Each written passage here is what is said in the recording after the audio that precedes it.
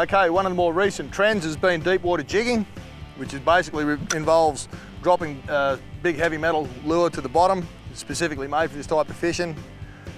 Once it hits the bottom, usually about 18 to 20 metres is the minimum that you use this technique.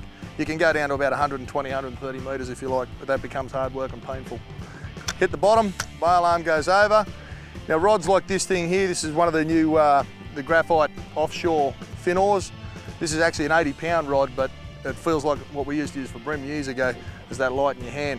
But basically the most simple technique is to wind up the slack, take the weight of the rod, and then start a rhythmic jig, wind, retrieve. And it's shallow water, so we're just about at the top there. So drop him to the bottom. If there's any pelagics or even your tuna and Spaniards and stuff like that will hit them, but they're more commonly used for amberjack, Samson fish, even cobia and trevally on deep wrecks and reefs. Okay, hit the bottom, right, bail arm over, long butt on the rod so it goes up under here, saves your back a little bit. Basically the rhythmic pump all the way up. Righto, if you're jigging, say you're in 80 metres of water and on your sounder, you fish 10 metres off the bottom, it's no use jigging it all the way back to the surface again than having to feed it all the way back down. If you're, say, on your sounder, you fish at 10 metres off the bottom, you work your lure up to 20, 25 metres off the bottom, let it back down.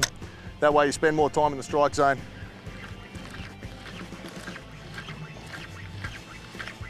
Okay, so over the last decade, deep water jigging for, as we say, things like kingfish and Samson fish has become a real passionate pursuit for a lot of guys.